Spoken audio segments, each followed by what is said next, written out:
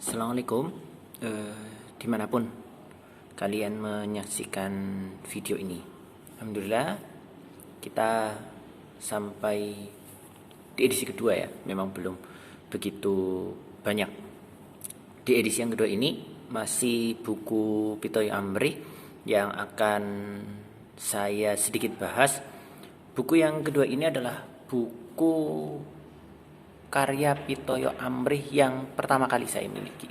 Ya, jadi saya punya beberapa karya Pitoyo Amrih dan inilah buku pertama yang saya miliki.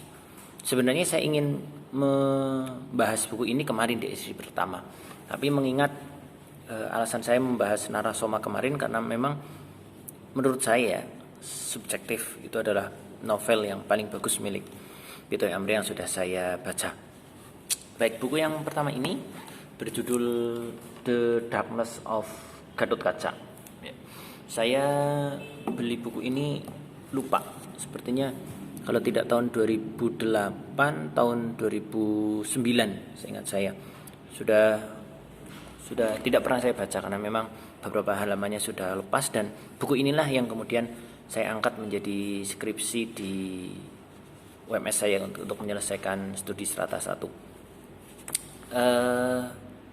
Secara garis besar ya, tokoh Gathotkaca ini kan sebenarnya tokoh adaptasi, tokoh yang memang asli dimunculkan dalam kisah Bharatayuddha atau kisah Mahabharata yang ada di Pulau Jawa. Mengapa? Karena dari kisah aslinya dari India sana sosok Gathotkaca tidak ada.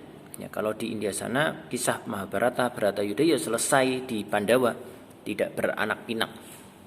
Tapi kemudian ketika dibawa oleh Sunan Kalijogo sebagai media dakwahnya, kemudian diadaptasi, maka muncullah beberapa tokoh-tokoh baru yang memang di cerita aslinya tidak ada. Bahkan sosok Punakawan sendiri itu adalah sosok baru yang memang baru muncul di adaptasinya di Pulau Jawa.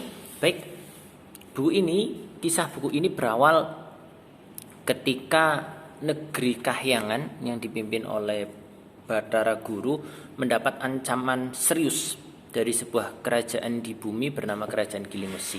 Kerajaan Gilingwesi ini dipimpin oleh seorang raja bernama Prabu Kalapracona. Seorang raja yang di dalam tubuhnya mengalir darah campuran ras raksasa dan ras bangsa Gandharwa. Sehingga Prabu Kalapracona memiliki kemampuan di atas rata-rata. Ketika Kahyangan mendapatkan ancaman secara terbuka dan nyata, bangsa Dewa sebenarnya ragu-ragu. Mengapa? Karena dalam sejarahnya bangsa Dewa belum pernah terlibat konflik secara langsung, konflik terbuka dengan bangsa manapun, termasuk dengan bangsa penghuni bumi atau Arjapada itu. Maka di satu sisi bangsa Dewa ragu terhadap kekuatan mereka, tapi di sisi yang lain mereka menganggap mereka adalah kelompok yang untouchable, yang tidak tersentuh. Jadi siapapun lawannya mereka bisa mengalahkan. Tapi kan mereka belum pernah terlibat konflik, maka bingung. Ya. Sementara pemimpin bangsa Dewa yaitu Bathara Guru sendiri menganggap bahwa bangsa Dewa nggak perlu itu terlibat konflik terbuka secara langsung. Ya. Maka perlu menyiapkan martir, perlu menyiapkan algojo yang siap menghadapi pasukan Gilingwesi, dan algojo yang disiapkan di dalam tubuhnya harus mengalir darah bangsa raksasa dan darah bangsa manusia. Ya. Mengapa? Karena darah bangsa raksasa akan membuat kesatria ini nantinya memiliki kekuatan di atas rata-rata. Sementara darah bangsa manusia akan membuat kesatria ini memiliki kecerdasan yang tidak dimiliki oleh Kalapracona. Maka diatur sedemikian rupa pertemuan antara Arimbi, seorang perempuan dari bangsa raksasa, dan Bima, Pandawa nomor kedua. Pertemuan yang diskenario sedemikian rupa oleh bangsa Dewa. Padahal sebelumnya Bima sudah membunuh Arimba, kakak dari Arimbi. Diatur sedemikian rupa dengan kelicikan bangsa Dewa, akhirnya terjadilah pernikahan antara Bima dan Arimbi. Kehamilan Arimbi dipercepat karena ancaman dari kerajaan Gilingwesi semakin nyata dengan bentuk kesatria-kesatria dari kerajaan Gilingwesi sudah mulai berterbangan di Kahyangan sana, dan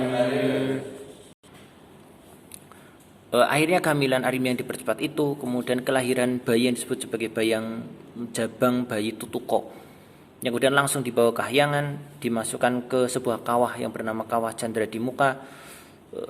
Tubuhnya dibuat sakti sedemikian rupa dan hanya ada satu senjata yang memang khusus diciptakan oleh bangsa Dewa, satu saja senjata yang bisa melukai tubuh Gatotkaca ini, yang bernama Kontawi Jayendanu.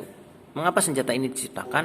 Karena bangsa Dewa pun tidak mau mengambil resiko yang terlalu besar ketika dia menciptakan makhluk atau membuat makhluk yang tidak mempan terhadap senjata apapun. Mereka takut jika suatu saat nanti Gatotkaca menuntut tahta bangsa Dewa, maka bangsa Dewa akan kewalahan sendiri.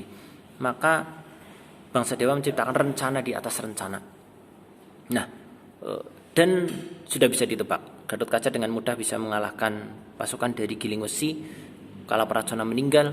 Yang disesalkan oleh Bathara Narada, patih dari bangsa Dewa, adalah apa?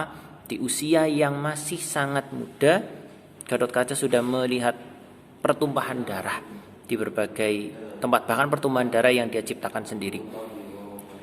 Dalam perjalanannya, Gatotkaca mendapatkan berbagai konflik-konflik batin terhadap dirinya sendiri. Konflik ini sebenarnya tercipta karena secara fisik dia sudah dewasa, tapi batinnya itu masih batin anak kecil.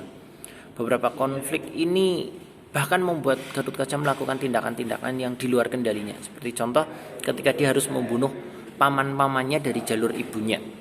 Karena waktu itu pamannya menuntut tahta kerajaan Pringgondani yang waktu itu sudah diduduki oleh Gatotkaca. Belum lagi konfliknya dengan para sesepuh di Amarta, sesepuh para Pandawa.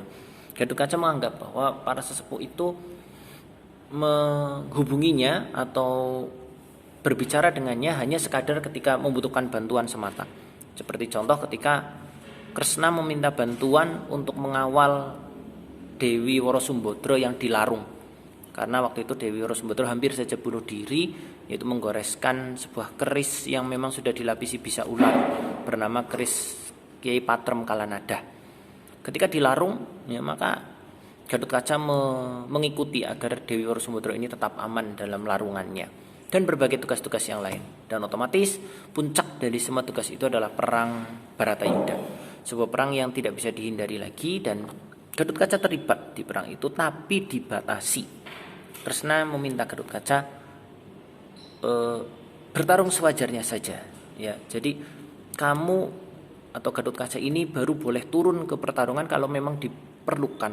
Kalau memang pasukan Pandawa tanpa Gatotkaca bisa mengalahkan Kurawa, tidak perlu Gatotkaca untuk turun. Dan yang mengejutkan Gatotkaca adalah apa? Kontawi Jayendanu ini ternyata sudah dibawa oleh Karno. Karno ini adalah salah satu angkatan perang, panglima perang di pihak Kurawa.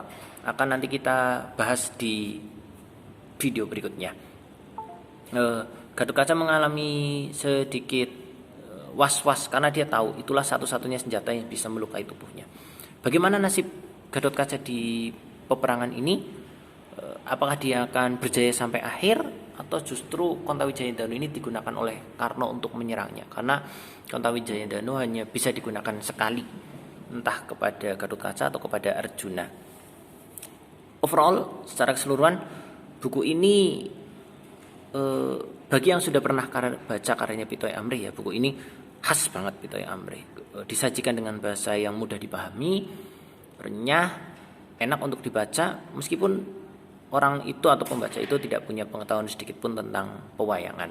Dan juga bagi pengajar, buku ini bisa menjadikan alternatif lain dari cerita-cerita yang bisa diambil moral value-nya. Apalagi sosok Gatotkaca itu ada sosok yang asli dari Indonesia meskipun itu fiksi. Terima kasih sudah menyimak video ini dengan sangat baik dan sampai selesai. Assalamualaikum warahmatullahi wabarakatuh.